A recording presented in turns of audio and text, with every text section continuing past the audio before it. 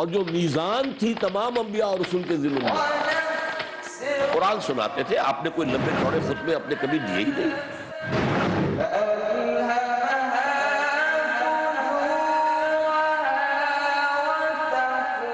کوئی بھی ایک نظام کی تبدیلی جو ہے وہ بغیر کسی مضبوط جماعت کے ممکن ہی نہیں ہے.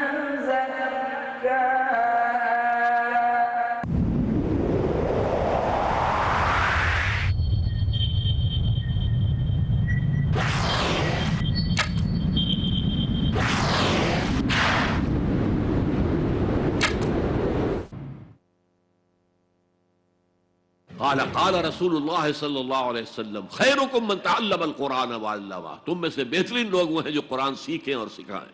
علمہ البیان، انسان کی صلاحیت ہے وہ قوت بیان ہے. اسی لیے قرآن آفاق و انفس کے لیے آیات کہتا ہے. ہم اپنی آیات دکھائیں گے تمہیں، نشانی جس کو دیکھ کر تم ہمیں پہچانو گے. کثرت و ذکر الموت و تلاوت القرآن، دو کام کرو کثرت سے. موت کو یاد رکھو، یہاں رہنا نہیں ہے، جانا ہے. حضور نے فرمایا انما الدنیا خلقت لکم وانتم خلقتم للآخرہ، یہ دنیا تمہارے لیے بنائی گئی ہے، تم آخرت کے لیے بنائے گئے ہو.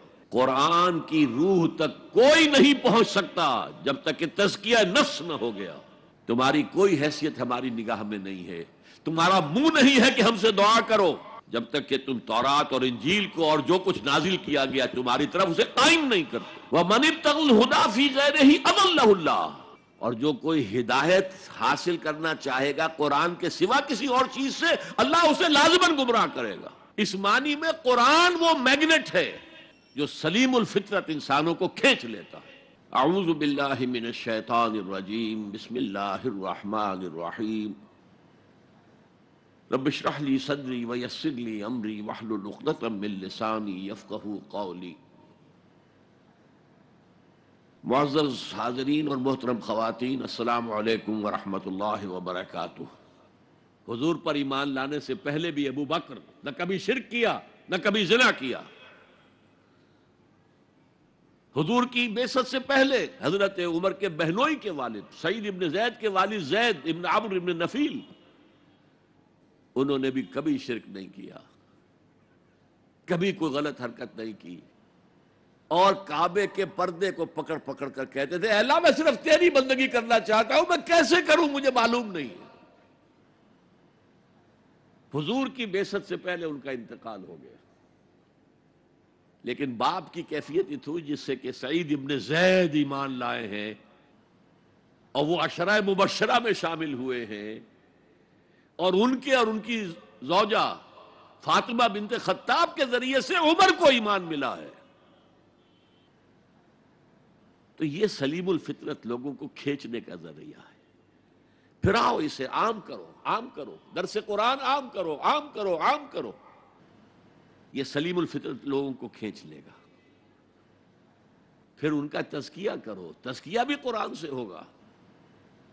تزکیے کے بھی ہم نے نہ معلوم کچھ پلوٹائنس نیو پلیٹونزم سے کچھ چیزیں سیکھ لی ہیں، کچھ ہندوؤں کی تپسیائیں سیکھ لی ہیں، لیکن قرآن کو تزکیے کا ذریعہ نہیں بنایا. صوفی پشمینہ پوش و حال مست، از نوائے شعلہ قوال مست، در نمی سازد بقرآن محفلش. قرآن سے اس صوفی کی محفل خالی ہے، وہاں قوال کے اس سے حال آ رہا ہے، حال آ گیا، قوال کے شعر سے حال آ گیا. قرآن کے ساتھ درسازی نہیں. لیکن حضور کے طریقہ کار دیکھیے، حضور کی سیرت کے دو حصے ہیں. ایک حصہ ہمیں بہت معلوم ہے، غزوہ بدر، غزوہ احد. اولین کتابیں بھی جو لکھی گئی سیرت میں وہ مغازی تھیں، چونکہ یہ لوگوں کے نزدیک اہم چیزیں تھیں، اہم واقعات تھے، مغازی، غزوات. لیکن یہ بدر کے جو 313 آدمی تھے یہ فراہم کیسے ہوئے تھے؟ کس مارکیٹ سے لائے گئے تھے؟ کس میتھڈولوجی سے انہیں تیار کیا گیا، پختہ کیا گیا، ٹرین کیا گیا؟ یہ ہے غور طلب معاملہ.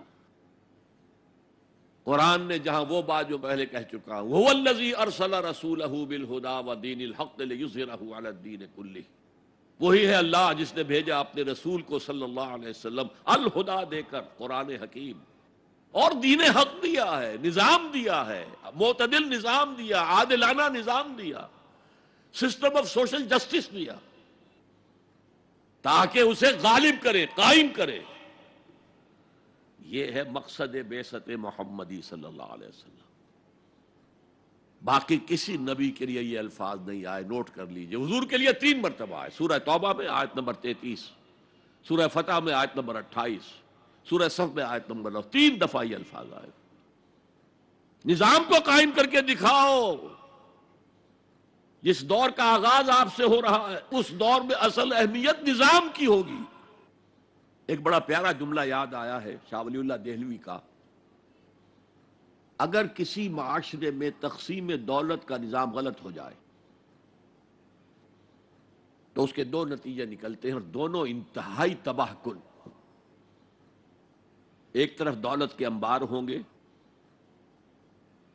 اس کا نتیجہ کیا نکلے؟ عیاشی ہوگی، بدماشی ہوگی، گلچھرے ہوں گے، اسراف ہوگا، تبذیر ہوگی، اور یہی تلوار دوسری طرف کاٹ رہی ہے۔ دوسری طرف احتیاج ہوگی، بھوک ہوگی، محتاجی ہوگی۔ یہ عیاشی کی وجہ سے گمراہ ہو گئے، اور یہ کاد الفقر ان یکون کفرا، حضور نے فرمایا فقر تو کفر کے قریب پہنچا دیتا ہے انسان کو۔ جن کو 2 وقت روٹی نہیں ملتی وہ کیا اللہ سے لو لگائیں گے؟ جو 10-12 گھنٹے دن میں کام کرتے ہیں وہ رات کو کہیں جاگیں گے، کھڑے ہوں گے اللہ کے حضور؟ شاہ صاحب کہتے ہیں کہ یہ جو طبقہ پیدا ہوتا ہے غرباء کا، یہ انسانوں کی شکل میں حیوان بن جاتے ہیں، لدو اونٹ، بار برداری کے جانور، کولو کے بیل، وہ انسان نہیں رہتے۔ حدیث میں نے آپ کو سنا دی، کاد الفقر ان یکون کفرا۔ تو اس انقلاب کو برپا کرنے کے لیے، اور یہ میں آپ سے عرض کر دوں، تاریخ انسانی کا عظیم ترین انقلاب وہ ہے جو محمد نے برپا کیا صلی اللہ علیہ وسلم، اور یہ میری بات نہیں ہے۔ ڈاکٹر ایم این رائے، ممبر کمیونسٹ انٹرنیشنل، ہندو اور کمیونزم کی سب سے اونچی باڈی کا رکن، 1920 میں بولشوک ریولوشن کے 3 سال بعد 1917 میں انقلاب آیا تھا، ایک لیکچر دیا ہے لاہور میں، بریڈلا ہال میں، دی ہسٹوریکل رول آف اسلام، اور اس نے کہا عظیم ترین انقلاب وہ تھا تاریخ انسانی کا جو محمد نے برپا کیا، because he was a revolutionary, he knew what a revolution means. کہا عظیم ترین انقلاب وہ ہے جو محمد نے برپا کیا۔ یہ 1920 کی بات ہے، اور میں جب پچھلی مرتبہ آیا تھا 1991 میں تو معلوم ہوا تھا کہ یہ جو بمبئی کہتے تھے، ممبئی اب آپ کہتے ہیں، اس کا کوئی پبلشر اس کتاب کو شائع کرتا ہے، ہسٹوریکل رول آف اسلام۔ اچھا، یہ تو ہوا 20ویں صدی کے شروع سے 20واں سال، اس کے اختتام سے 20 سال پہلے کتاب لکھی گئی دی 100، یہ ہندوستان کا ہے مین رائے، اور وہ مینہٹن کا رہنے والا ڈاکٹر مائیکل ہارٹ۔ اور دی 100 کیا ہے کتاب؟ A selection and gradation of the most influential personalities of human history. 100 آدمی چن لیے تاریخ انسانی کے عظیم ترین، جنہوں نے تاریخ کے دھارے کے رخ کو موڑا ہے۔ عام آدمی تو تاریخ کے رخ کے اندر بہہ جاتے ہیں، جو رخ ہے چلو تم ادھر کو ہوا ہو جدھر کی۔ کچھ لوگ ایسے بھی دنیا میں پیدا ہوئے ہیں جنہوں نے تاریخ کے دھارے کے رخ کو تھوڑا موڑا ہے۔ تو سلیکشن میں تو 100 نام گن لیے، اور پھر گریڈیشن کی، سب سے زیادہ کس نے موڑا، پھر کون، پھر کون، پھر کون، اور نمبر 1 پر لایا ہے محمد کو صلی اللہ علیہ وسلم۔ جو کتاب اویلیبل ہے آپ پڑھیں، اور بڑے خوبصورت الفاظ اس کے ہیں۔ Naturally I O an explanation, میں عیسائی ہوں حضرت مسیح کو نمبر 3 پر لے گیا ہوں اور محمد کو نمبر 1 پر رکھ رہا ہوں، تو یقیناً مجھے کوئی نہ کوئی اس کی ایکسپلینیشن دینی ہوگی، کوئی توجیہ کرنی ہوگی۔ اور پھر اس نے وہ جملہ لکھا ہے جو میرے علم کی حد تک کسی مسلمان کی رسائی اس تک نہیں ہوئی۔ This is because he was the only person who was supremely successful on both the religious and secular fields۔ تاریخ انسانی میں ایک ہی آدمی ہے جو ریلیجس اور سیکولر دونوں میدانوں میں بہت اونچا ہے۔ باقی سارے کیا ہیں؟ یا مذہب، روحانیت، اخلاق میں اونچے ہیں، تو ریاست، سیاست، اس سے کوئی سروکار ہی نہیں۔ حضرت عیسیٰ کا بھی یہی معاملہ ہے، گوتم بدھ کا بھی یہی معاملہ ہے۔ اور یا ادھر ہیں اونچے شہنشاہ ہیں، بڑے بڑے فاتح ہیں، تو دوسری طرف زیرو نہیں بلکہ مائنس لیول کو لانا پڑے گا۔ ایک ہی شخص ہے، وہ کہتا ہے ایک، دی اونلی، اسی لیے میں نے 3 دفعہ دہرایا ہے، the only person who was supremely successful at both the religious and secular planes۔ یہ ہے حضور کا انقلاب۔ برپا کس سے کیا؟ کتاب سے کیا۔ چنانچہ 3 مرتبہ وہ الفاظ آئے ہیں قرآن میں کہ آپ کا مقصد تھا دین کو غالب کرنا، اور اس کے لیے طریقہ کار کیا تھا؟ 4 دفعہ الفاظ آئے، 4 الفاظ، 4 اصطلاحات 4 دفعہ آئیں۔ حضرت ابراہیم اور حضرت اسماعیل کی دعا، جب وہ اذ یرفع ابراہیم القواعد من البیت و اسماعیل، اس میں دعا میں شامل ہے ربنا وبعث فیہم رسولا منہم، اے اللہ یہ جو میں اپنی نسل کی ایک شاخ کو یہاں آباد کر رہا ہوں، ان میں ایک رسول بھیجیو جو انہی میں سے ہو، کوئی مغایرت نہ ہو کہ باہر سے آیا ہوا رسول ہے، اس کی زبان اور ہے، ان کی زبان انہی میں سے ہو، اور وہ کیا کرے؟ یتلو علیہم آیاتک ویعلمہم الکتاب والحکمت ویزکیہم، تیری آیات پڑھ کر سنائے، کتاب اور حکمت کی تعلیم دے اور تزکیہ کرے ان کا۔ یہ 15ویں رکوع کی آیات ہیں سورہ بقرہ کی۔ 18ویں رکوع میں فرمایا دیکھو ابراہیم اور اسماعیل کی دعا کا ظہور ہم نے محمد کی شکل میں کر دیا صلی اللہ علیہ وسلم، ہم نے بھیج دیا ہے، کما ارسلنا فیکم رسولا منکم یتلو علیکم آیاتنا ویزکیکم ویعلمکم الکتاب والحکمہ، وہی 4 الفاظ۔ سورہ آل عمران میں پھر آ گیا لقد من اللہ علی المؤمنین اذ بعث فیہم رسولا من انفسہم یتلو علیہم آیاتہ ویزکیہم ویعلمہم الکتاب والحکمہ۔ سورہ جمعہ میں پھر آ گیا هو الذی بعث فی الامیین رسولا منہم یتلو علیہم آیاتہ ویزکیہم ویعلمہم الکتاب والحکمہ وإن كانوا من قبل لفی ضلال مبین۔ یہ 4 اصطلاحات 4 دفعہ آ رہی ہیں۔ قرآن کی آیات سناؤ، یہ میگنیٹ سلیم الفطرت لوگوں کو کھینچ لے گا، پھر ان کا تزکیہ کرو، اور تزکیہ بھی قرآن ٹھوک ٹھوک کر ان کے اندر اتارو۔ آپ ذرا غور کیجئے، پہلا حکم تھا کیا؟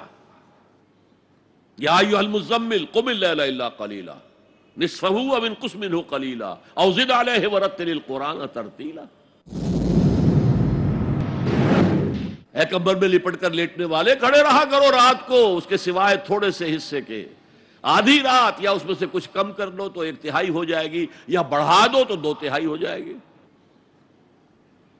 چنانچہ اسی سورت کی آخری آیت کیا ہے؟ ان ربک یعلم انک تقوم ادنی من ثلثی اللیل ونصفہ وثلثہ وطائفۃ من الذین معک۔ اے نبی، آپ کے رب کے علم میں ہے یہ بات کہ آپ کھڑے رہتے ہیں 2/3 رات اور آدھی رات اور 1/3 رات۔ یہ تھا قرآن کو ہیمر کرو، hammer it down, hammer it down, hammer it down. حالانکہ ابھی قرآن کتنا اترا تھا اس وقت تک؟ غور کیجئے، جو بھی ہے قرآن کو اپنے اندر اتارو اتارو، جس کو علامہ اقبال کہتے ہیں چوں بجاں در رفت جہاں دیگر شود۔ جب یہ کسی انسان کے باطن میں سرایت کر جاتا ہے قرآن، دل میں اور ذہن میں، یہی تو باطن ہے نا ہمارا.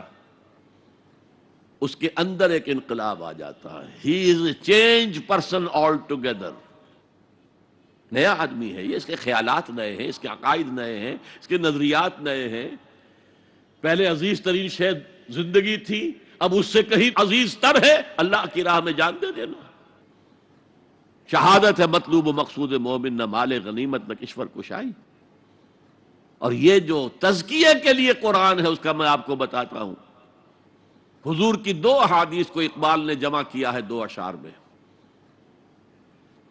ایک حدیث میں آپ فرماتے ہیں ان الشیطان یجری من الانسان مجری الدم. شیطان انسان کے اندر خون کی طرح گردش کرتا ہے. ایک میں حضور نے فرمایا تم میں سے ہر شخص کے ساتھ ایک شیطان ہے. پھر میں وہی بات کہہ رہا ہوں، بڑی ہمت کی، بڑی جرت کی، بڑی جسارت کی. کسی نے پوچھ لیا حضور کیا آپ کے ساتھ بھی ہے؟ فرمایا ہاں ہے، لیکن میں نے اسے مسلمان بنا لیا.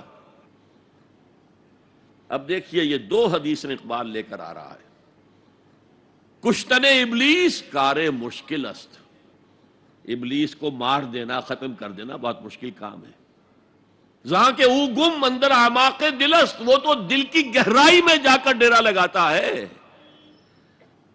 خوشتر آں باشد مسلمانش کنی، بہتر یہ ہے اسے مسلمان بناؤ.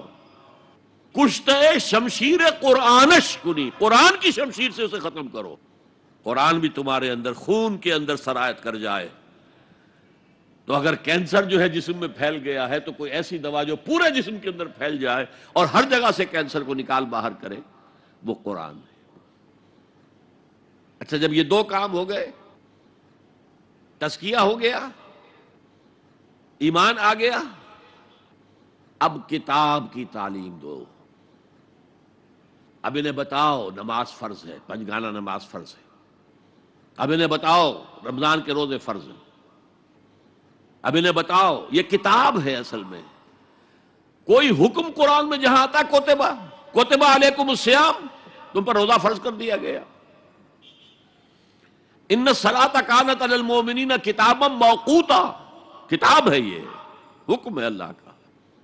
کوتبہ علیکم القتال، تم پر اب جنگ فرض کر دی گئی. اب کتاب پڑھاؤ انہیں. اگر پہلے 2 مرحلے سر نہ ہوئے ہوں اور آپ بتائیں، بچوں سے کہتے ہیں نماز پڑھا کرو بھائی، نماز پڑھا کرو، نماز، اور اس پہ اثر ہی کوئی نہیں ہوتا.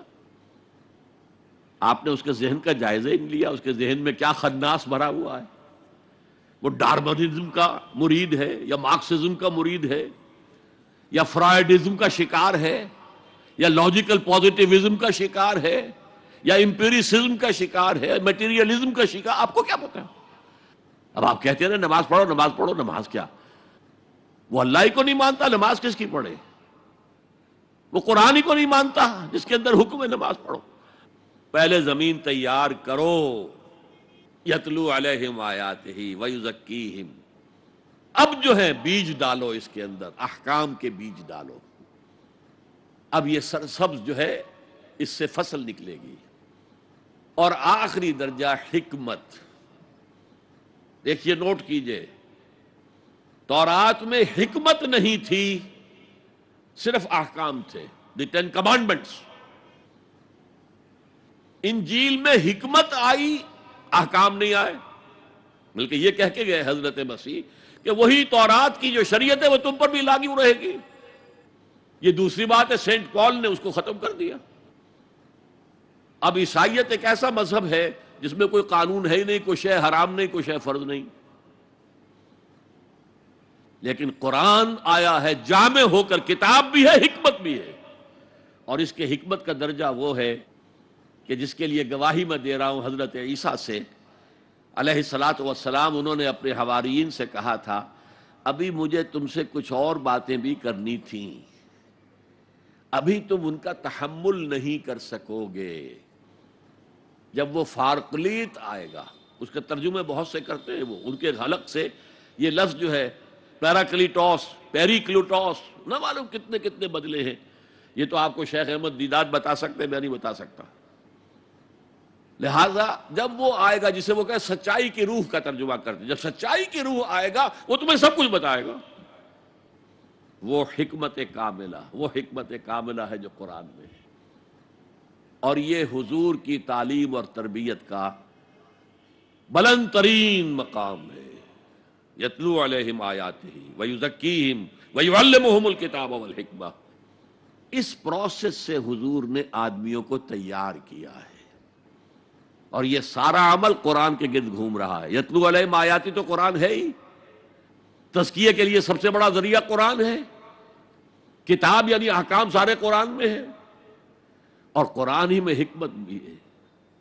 ذالک مما اوحینا الیک من الحکمہ.